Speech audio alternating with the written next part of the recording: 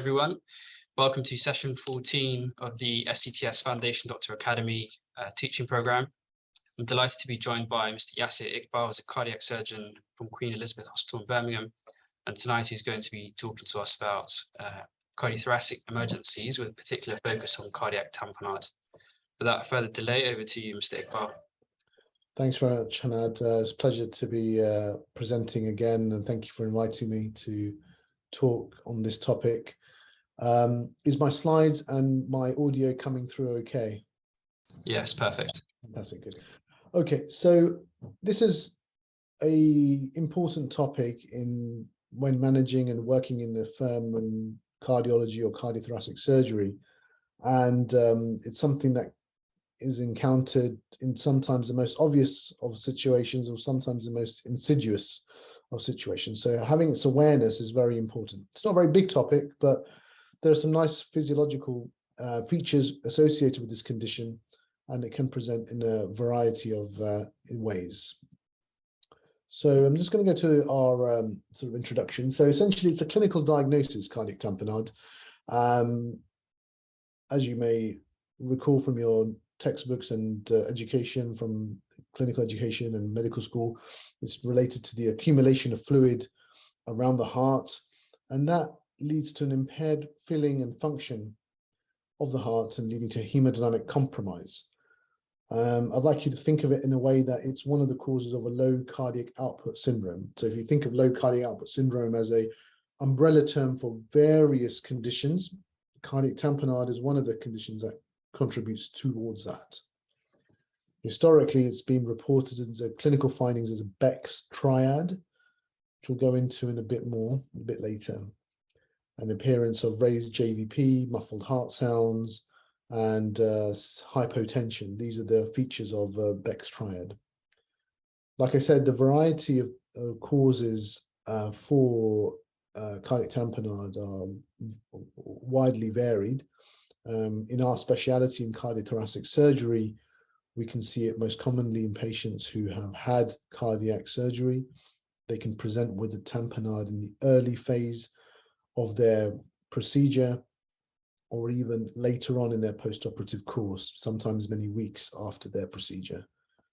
It can be associated with trauma, and it can be associated with aortic dissection, iatrogenic causes such as cardiological procedures. Now with more and more percutaneous interventions, there is an increasing presentation of hemopericardium as a result of invasive procedures. And then let's not forget the other conditions as well from the other side of our speciality in thoracic surgery, from malignancy to autoimmune conditions, and also infections as well of the mediastinum. These also can result in a cardiac tamponade presentation. I think the easiest way to discuss this a bit more is through a case presentation. And so I've got a case here, which I'll bring up now, and I'll ask some questions as well as we go through the case. And I think this will be quite a good way to establish on working our way through the scenario and understanding the topic. So I've got a 76-year-old male who underwent coronary artery bypass surgery, got a good LV. He had recently had an NSTEMI, and so he was initially treated with dual antiplatelet aspirin, clopidogrel. But he's been having chest pain, and so he was referred via the MDT for coronary artery bypass surgery. So he has his operation, and on the closing of the chest, the surgeon's comments were, it was a little bit wet on closing, but they did a coagulation screen, and that was all normal. He's been transferred to the intensive care unit, and he's still intubated at 6 hours post-op, which is not abnormal. That's something that is quite common. But he's cardiovascularly labile, so his pressures are a bit on the saggy side. Blood pressure of 92/70, currently being paced at a 90 DDD. His CVP is 18, and he's on a bit of NORAD as well, 0.2 mics per kilogram per hour. HB, hemoglobin's 80, and he's had 3 units of blood since he's coming back. And if you look at the last 6 hours from his drain output, he says drain 50, 50, 30, 10, 0, 0.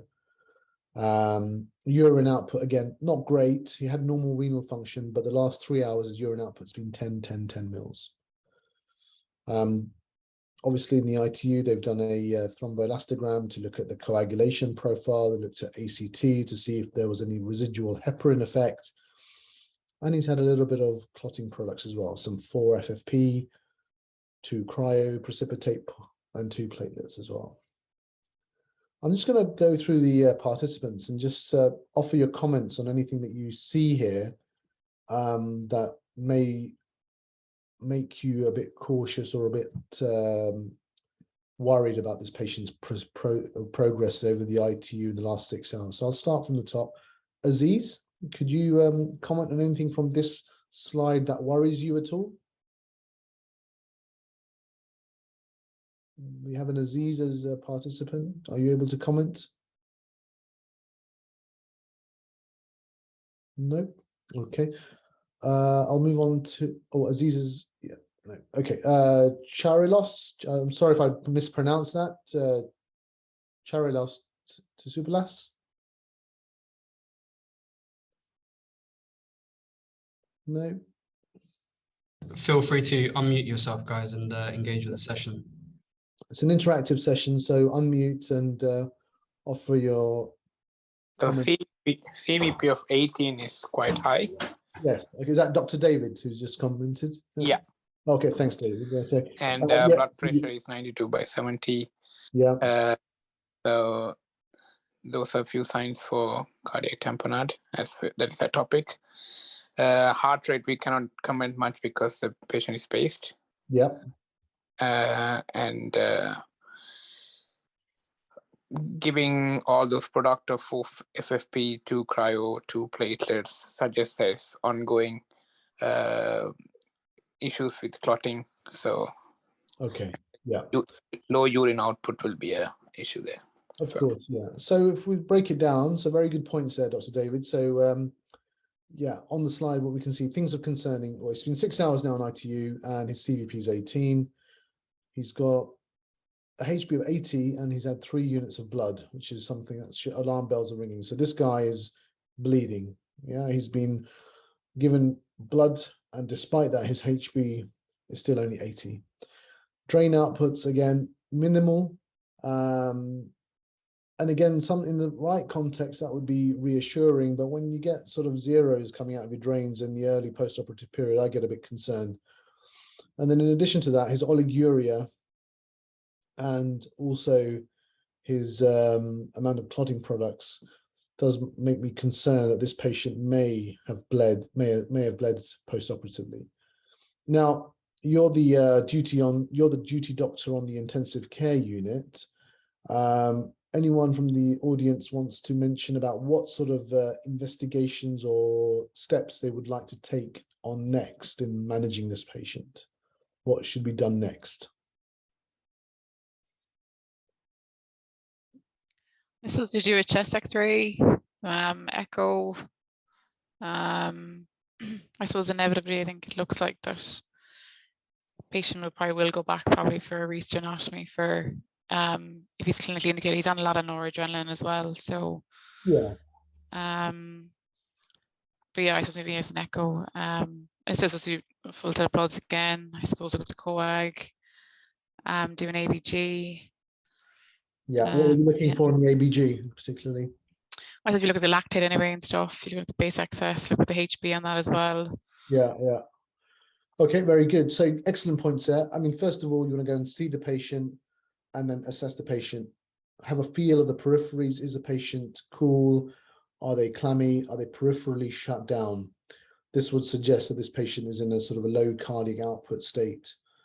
Again, then, like you said, chest X-ray to establish, is there a collection? Is there any evidence of a hemothorax? Does a cardiac silhouette look big? Again, bearing in mind, this is a immediate post-operative chest radiograph. So it's not going to be ideal, but you can still get some important information from that. And the other things, like you said, the ABG, again, very important. It will give you an idea of what the lactate is, what the base excess is, and how the patient is behaving metabolically. Are they acidotic?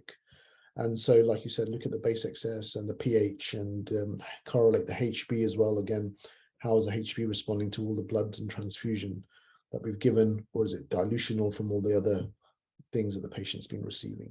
So good. So as mentioned here, you can get an ABG. We've covered all of those points. Again, chest X-ray, it's going to give you post-operative changes, but you might find a hemothorax full of blood if the mammary bed has been bleeding. Again, you want to do an ECG, because at the moment, although the cardiac tamponade is the most likely cause behind this low cardiac output syndrome, other things could be ischemia. Has the patient been fully revascularized? So look at the op note. Is there any comments that they haven't been able to do all the grafts? Is it a full revascularization, or have they had difficulties in not being able to do a particular graft because of the state of the coronary artery? So look for other causes of low cardiac output syndrome. An echo is useful, providing you've got someone who's able to do a targeted scan. Again, bearing in mind it's very difficult to perform these in patients who are immediately post-op. So again, an echo doesn't rule in or doesn't rule out cardiac tamponade, but it does help with the assessment of looking at what's going on there. You might see a clear pericardial effusion, you might not. And if you don't see a pericardial effusion, that shouldn't automatically rule out cardiac tamponade in the situation. But other things you could be looking for is the filling status of the ventricle, and also whether there's any regional wall motion abnormality as well, whether this is an ischemic type of picture. So there are certain parameters that can be useful to establish and find out what's happening. And ACT and TEG, again, has been done already. It's been corrected with clotting products, and this patient now has a supranormal coagulation profile as a result of all the clotting profiles they've received so far. So your assessment is based on the clinical grounds on this patient. So seeing the patient, examining them. Now, in the intensive care setting with the ventilator and all the other noises in the intensive care unit, it's very difficult to auscultate the heart sounds and the examining the JVP, but certainly feeling the peripheries and looking at the hemodynamic monitors and all the parameters that you see in the observation, the heart rate, blood pressure, CVP. If you've got a PA catheter, the PA cath trace, all of these things are very important. And then looking at the trends in the ABGs, how the inotrops and the vasopressor levels have been changing over the last few hours. These are all indicative signs. So you've got a patient here who has got an ongoing acidosis despite filling and giving blood products with a raising lactate, poor urine output, raised CVP, again, low cardiac output syndrome, most likely secondary to cardiac tamponade. And so what sort of steps would you want to do at this stage? You're the duty registrar or junior doctor on call for ITU. You've identified this patient who's post-op and behaving in this way. What would be the next steps that you would want to undertake in this patient now? Anyone from the audience?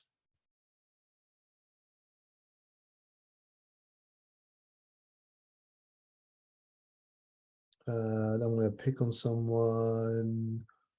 Dr. Yilmaz. Dr. Yilmaz?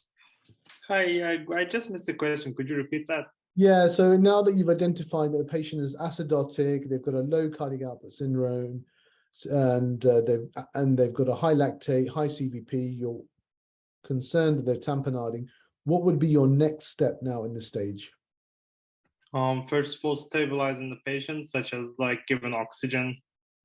Okay. During the But they're intubated, they're on the ventilator, they're still asleep, so they've gone an FiO2 of 60%, the gases are looking good in terms of PO2 of 30 and PCO2 of 6. What would you want to do next?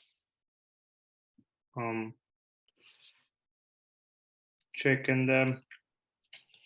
So trying to fix the hypotension, maybe? Hypotension. Okay, so we've given volume. Patients had 3 units of blood in the 6 hours that they've been on ITU. And despite the blood transfusion, despite going up on the NORAD, they're still hypotensive. What do we need to do for this patient? And we'll move on to someone else. Sophia. Sophia.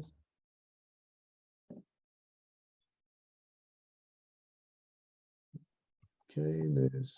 If we are suspecting cardiac tamponade, then I suspect that we need to do a pericardiocentesis to get rid of the fluid that can be causing the hypotension. So I agree with you. We need to get rid of the fluid.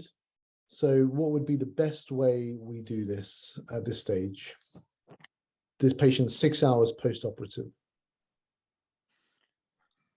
I think it's better to take him back to take the patient back to the theater, because we need to find the source of bleeding, and we need to stop it just because the fluid of blood is drained. Still, there's a source, so it'll be ongoing. Yes, exactly. So the patient needs to go back to the theatre for re-exploration, evacuation, and arresting of any bleeding that's happening there. So there may be ongoing bleeding. It could be a sternal wire that's bleeding. It could be a site of the coronary anastomosis. It could be a pacing wire. It could be a small vein in the mediastinum from the thymic vein that has led to this. It could be a side branch of a vein conduit that a clip has come off or a tie has come off, and that's led to this bleeding. So these are important areas that need to be addressed. So you have made a decision that this patient is behaving like cardiac tamponade. It's a clinical decision. Who would you want to contact? What would you do next? These are important things that you have to think about at 2 o'clock in the morning, 3 o'clock in the morning, when you've got a patient like this. What would be the steps and who you would want to contact and how you would do that? So I'm going to pick on Theodora. Theodora, can you tell me who would you want to contact and what next steps would you do? We've made a decision, the patient's going back to theatre.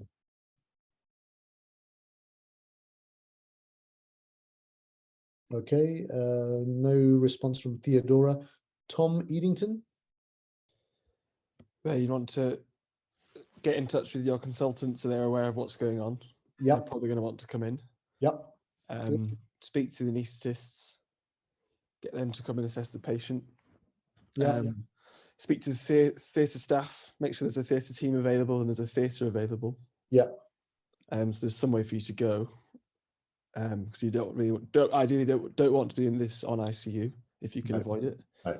We're in a controlled fashion at the moment. We've got established patient's cardiac tamponade. They're not peri-arrest, but the patient does need to go back to theatre. So excellent. Yeah, you call the anaesthetist, cardiac anaesthetist, get them to come in, say they've got tamponading patient.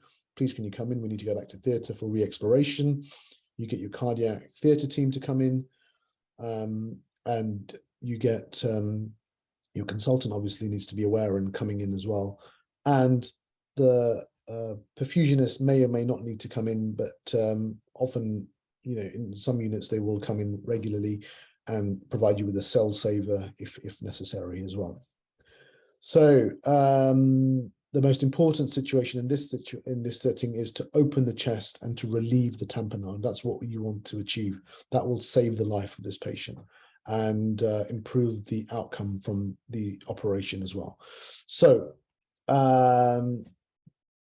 you have done an echo, and based on the clinical findings, the patient is in cardiac tamponade as well. The echo has ruled it in on this occasion, and there's no regional wall motion abnormality. Patient is requiring high levels of NORAD, and they are got a high lactate, they're acidotic and oliguric, suggesting poor perfusion. So the patient needs to come into theatre. Obviously, when you're talking to your consultant, you would have had multiple conversations with your consultant up to at this stage. And essentially your final sort of line to them was saying, we need to take this patient back to theatre because they are having increasing inotropic or vasopressor support. They're in a low cardiac output, they're acidotic, their lactate is going up, they're not passing urine, and the CVP is elevated. I'm concerned that the patient's bleeding and we need to re-explore and relieve in tamponade. And I think on that occasion, everyone would want to come in and help you out in that situation. And patient goes back to theatre, and there's a huge pericardial effusion, and you relieve the tamponade. Very good. Okay. Any questions about that scenario? Because we've got another scenario to go on to, which is slightly different, but again, an important presentation as well. Any questions? No. Sorry, I had some noise there. No, okay. We'll move on to the next case.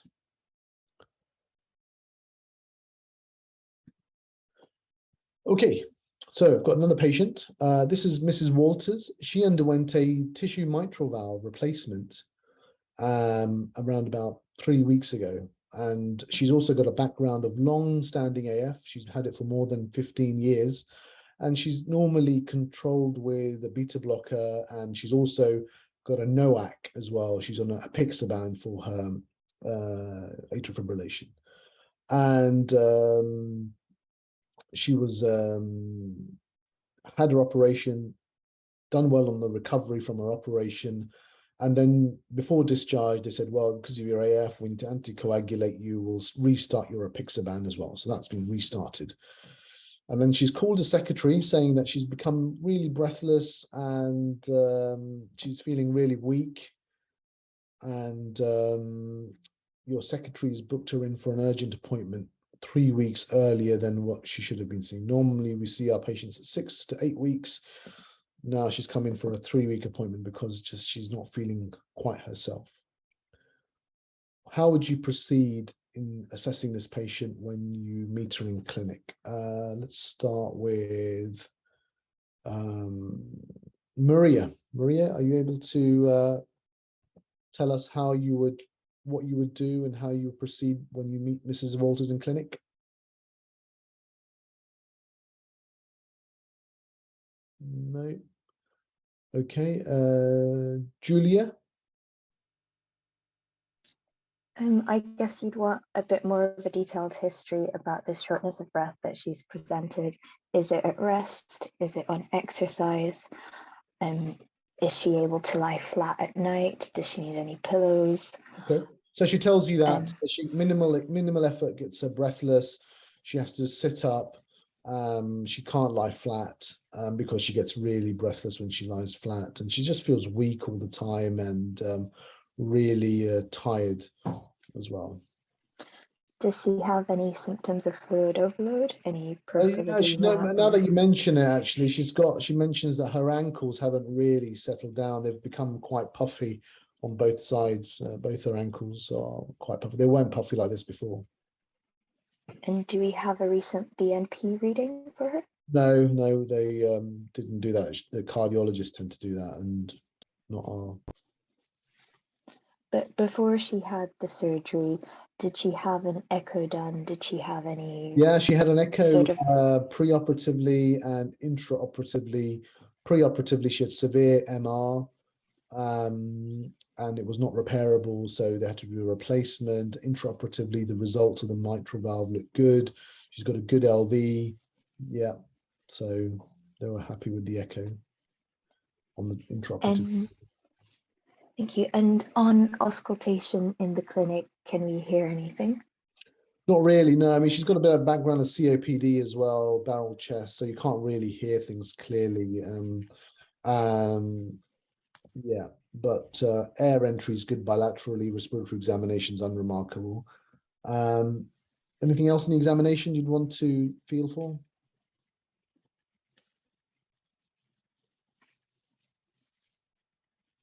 I guess just her pulse and have a look at the JVP.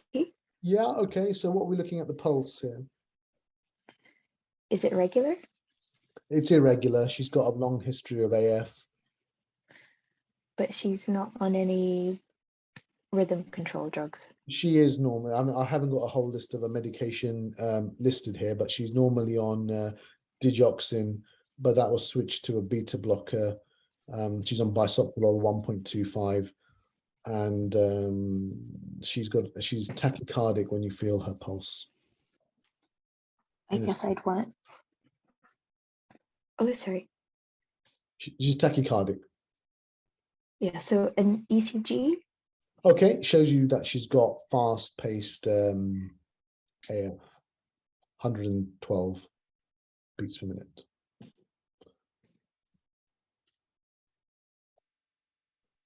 That could also just be due to maybe her being a little bit Yeah. nervous, Okay. but I would want a repeat echo. Good, good. Okay, so you get a repeat echo, and we'll just go on to the next one. So pretty much everything you've mentioned so far. She's got a fast heart rate. You'd want to do a blood pressure and oxygen level as well. Like I said, the respiratory examination is unremarkable, and cardiovascular examination is showing a weak pulse. Can't really hear her heart sounds. Now that could be related to her. That could be related to her COPD, but it could also be related to a pericardial effusion. Excuse me, and she's also got some ankle swelling as well. So from that perspective, you mentioned you want to do an echo. What would you be looking for on the echo? Let's pick someone else now. Thank you, Julia. Denise Hurley. Is Denise Hurley there? No. Hanan, just let me know if there's anything people are mentioning in the chat as well. I can't see the chat conversation here, but if there's any comments there, just mention that to me. They have anyone? What would you be looking for on the echo?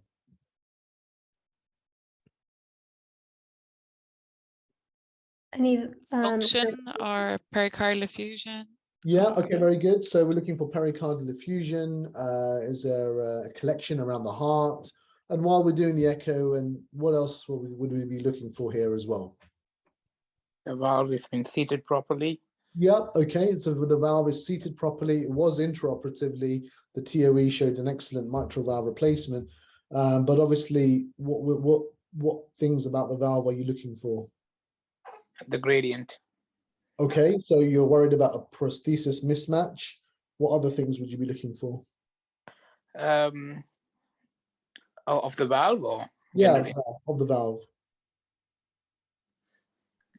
A leak, I suppose. Yeah, good. Yeah, a leak. Yeah, whether there's a paravalvular leak as well. That's an important thing. You might as well want to look at that while you're scanning the patient, and any regional wall motion abnormality as well. What sort of things can you injure? I mean, this is unlikely to be picking up at 3 weeks post-operatively, but in the context of mitral valve surgery, what can you injure when you're sticking your stitches for a mitral valve replacement or a mitral valve repair? Circ. Yeah, excellent. So, lateral wall, is there any evidence of any hypokinesia in the lateral wall as well? So you can injure the circumflex as well. But again, like I said, you would have picked that up earlier in that situation. But always look out for everything that's related. So you've done an echo, and it shows that there's a large pericardial effusion. The patient has got evidence of cardiac tamponade based on the echo. And how would you want to manage this patient? What would your next step be? The patient's got a 4 centimeter global pericardial effusion, and the echo technician has reported saying that there is RV diastolic collapse and suggestive of cardiac tamponade. Please correlate clinically. What would you want to do next for this patient while she sits in the outpatient department with you? Essam doesn't have a microphone, so I'm going to now go through the list again. Mohammed Alam. Yeah. Yes, what would you want to do for Take this the patient back to the theater to evacuate this effusion. Okay. Incision. Okay, so that's one way of doing it. So the patient needs to be admitted first of all. So you need to admit the patient, get them into the bed. They need to be starved, obviously, because it's a procedure, and you need to cross-match these patients as well. Make sure that you've got blood available. Now, the patient's been on apixaban, so are you going to jump in straight away, or do you think that you might want to speak to somebody? I think if the patient is having any sign of tamponade in the echo, you should evacuate it, either Okay. if she's in expand or not. You probably need to liaise with your consultant on call.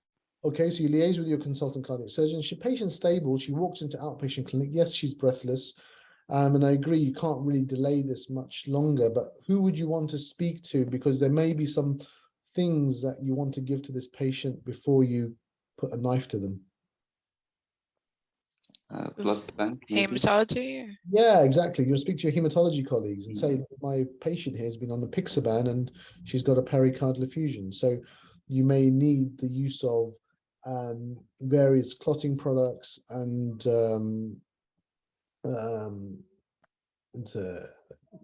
agents to reverse the effects of these NOACs. NOACs are difficult to reverse because there's no exact reversal agent like with warfarin. There are some monoclonal antibodies that can be given in this context to reduce the anticoagulant effect of these drugs. But certainly you'd want to have something ready like FFP, cryo, and platelets to promote some clotting afterwards. But if the patient's stable, you'd obviously want to cease the use of the NOAC, let it wear off, maybe bridge with low molecular weight heparin. If you're really worried with AF, you would be happy to stop it completely and then recommence it once the patient's been treated and had the pericardial effusion evacuated, and then you could restart an anticoagulation later. If the patient had been on warfarin, then obviously you could give vitamin K, give FFP, remeasure the INR, and then take the patient back to theatre for evacuation. What other options do we have with this patient? 3 weeks, what worrying, what things would you be worried about at this stage at 3 weeks post-operatively? You worried about the adhesion between the heart and the yeah, underlying 3 weeks is a very difficult time to go back into the chest. You've got adhesions, the blood's probably clotted, and so you need to be quite careful in re-entry. Some people may opt for a subxiphoid approach, just to open the lower portion of the wound with TOE guidance as well, and try to get into the pericardial space and evacuate some of the fluid there, and then correlate it with the imaging that they see on the TOE. Others may opt for a complete reopening. But it's also worth speaking to the cardiology colleagues as well to see whether a pericardiocentesis may be possible. But it's likely that there's going to be a combination of clot and blood there, when in that case, a pericardiocentesis with the cardiologist might not be very helpful because their drains are quite small caliber. Okay. So just to go over some of the other features of cardiac tamponade, that we mentioned most of these things, but one question, if I could ask. Please do, yeah. Is there any place for a CT scan here? I mean, sometimes when you do a redo, I mean, few years, want to see how far is this, I mean, the sternum and adhesions and all those things, but it's only 3 weeks. Is there any place for a CT scan? I don't think in this context there would be much scope for of a CT scan. I think with an echo, we're showing a 4 centimeter global pericardial effusion in a patient who's quite breathless and shows signs of respiratory distress and symptoms, then you've got enough information there really to go to theatre for evacuation. So the other things now is just to optimize the patient. We're getting them off the anticoagulation, reversing the effects of the anticoagulation, and then doing this with TOE guidance to sort of help you make sure that you've evacuated everything as well. Sometimes in a chronic case where it's gone on for several weeks, months, particularly in patients who maybe have had other causes of a delayed pericardial effusion, whether it's related to a malignancy or an infection or autoimmune condition, then in those contexts, a CT scan may be useful as well, so that will give you an idea of what's going on. Thank you. So definition, cardiac tamponade results in the accumulation of pericardial fluid under pressure. What happens is that impairs the filling of the heart, and then that subsequently leads on to the hemodynamic compromise. Remember, like I said, low cardiac output state is a umbrella term which has multiple causes, and cardiac tamponade is one of the reasons behind that. Let's move on to the next slide. So it's basically the presentation of these patients often depends on how fast the fluid accumulates in the pericardial space, because the pericardial space has a degree of compliance to it. And so if you have a rapid amount of fluid accumulating in the pericardial space, even if it's a small amount, patients become symptomatic very quickly. And this is what we see in the patients in post-cardiac surgery, that within a short period of time, they may accumulate 100, 150, 200 mils of fluid, and that can lead to a low cardiac output state.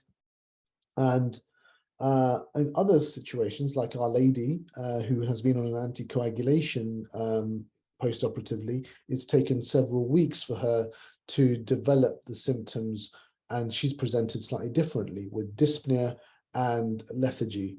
And so she's not quite in the low cardiac output state where she's peripherally shut down, but she does have the symptoms of breathlessness. So again, it depends on how quickly the fluid accumulates and how much time the pericardial space has time to adapt to the change of volume in that space. So we mentioned about the classical Beck's triad with the muffled heart sounds and hypotension and raised JVP, but other features include Pulsus Paradoxus, electrical alternans on the ECG, and a large cardiac silhouette on the chest X-ray. That's particularly more with patients who have accumulated a large amount over a longer period of time. Like I said, when the fluid accumulates in the pericardial space, the diastolic pressures raise. That impairs the venous preload into the heart, and hence what happens is that subsequently is impairing how much volume is going from the right side into the left. Your stroke volume is reduced, and to compensate for the cardiac output, your heart rate increases. So remember, your cardiac output is dependent on the stroke volume and your heart rate. If your stroke volume is fixed or reduced, your heart rate will increase to try and maintain your cardiac output. And often the tachycardia is not enough to maintain the cardiac output, and so you end up in this low cardiac output state. Pulsus Paradoxus is a very common question on the intensive care setting and also in the exam as well.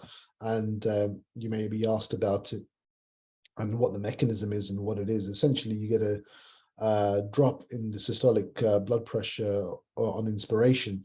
And the reason is that what happens is that when you take a deep breath in, what normally would happen is that you would draw in blood into the right side, your venous return is increased.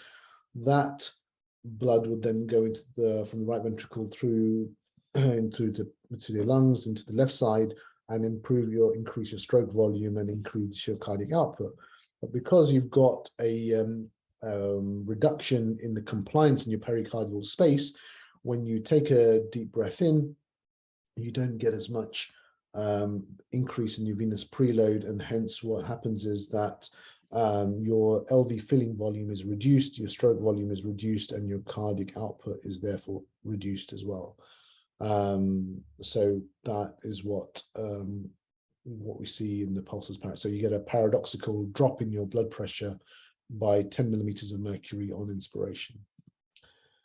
So like I said, the diagnosis of this is based on the clinical context. It's a clinical diagnosis based on the context of how you're seeing the patient. If it's a post-operative patient, go and see the patient, assess them head to toe. Are they peripherally cool?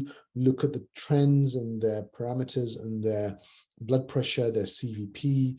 Sometimes it's useful to even look at what their preoperative blood pressure is. Are they normally hypertensive? And so a blood pressure in the 90s might be very abnormal for this patient. And hence that's why they may be not peeing very much. So look at the urine output, look at the blood gases, read the operation note to see what intraoperative difficulties the patient had, look at the drug chart and see what medications the patient has been on preoperatively as well, to establish whether that could contribute why the patient has maybe tamponading or in a low cardiac output state. Echo doesn't always rule in cardiac output, cardiac tamponade doesn't rule out cardiac tamponade, but there are some features which are very helpful in determining cardiac tamponade when you see fluid in the pericardial space. Early diastolic collapse of the right ventricle, dilated IVC on inspiration, a reduction in the blood flow across the tricuspid valve or a septal bounce. These are features that may be seen in a echocardiogram. Again, in the immediate post-operative setting, in someone who's a few hours post-op, it can be difficult because the windows aren't very good in this setting, and so you might not be able to get good pictures that mean anything in the echo. So again, you have to be cautious and have the suspicion that this may be a cardiac tamponade that you're seeing in a patient in ITU. I've got a couple of questions on some multiple choice questions. This may be for you to choose, and you can just shout out the answers. So the diagnosis of cardiac tamponade is made by A, transthoracic echo, B, transesophageal echo, C, a PA catheter, D, clinical examination and findings, and E, mixed venous oxygen saturation. Anyone want to shout out what the answer is? D. D, very good, yeah. Other factors here, they would support your findings, but essentially the diagnosis is made by the clinical examination and findings. Good. Question number 2. The best management for cardiac tamponade is, okay, this is, sorry, I didn't specify in this question, but the best management of cardiac tamponade in the immediate post-operative patient is A, return to theatre for re-expiration and evacuation, B, ECMO, C, correction of coagulopathy, D, hemofiltration, and E, pericardiocentesis. A, exactly, very good. So other causes, ECMO, well, that's not going to help your evacuation of blood around the heart. Correction of coagulopathy is something that you would have tried earlier, but if the patient is tamponading, it's too late to correct the coagulopathy at this stage. The patient needs to go back and evacuate the clot and blood and improve the space that the heart has to contract. Filtration is not going to help, and pericardiocentesis may help with evacuating the blood, but you might not get rid of all of it because it's clots there and you haven't addressed the cause of bleeding, if there is a cause of bleeding there as well.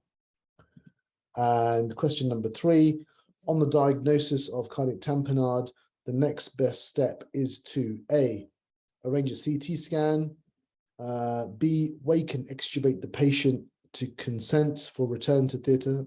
This is for an immediate post-op patient again. C, call the consultant cardiac surgeon, anaesthetist, theatre team, and perfusion to come in for re-expiration. D, call the consultant cardiologist for immediate pericardiocentesis. E, go to sleep, wait, and reassess the patient in 6 hours' time. C. C. C, yeah. Call the consultant surgeon when you've diagnosed cardiac tamponade and you've identified this is the issue in the patient who's immediately post-op, in the ITU, then get the team in and take the patient to theatre. Okay, good. And that is the end of the presentation. Do you guys have any questions on the topic so far? Anything you're not sure about and you need to address?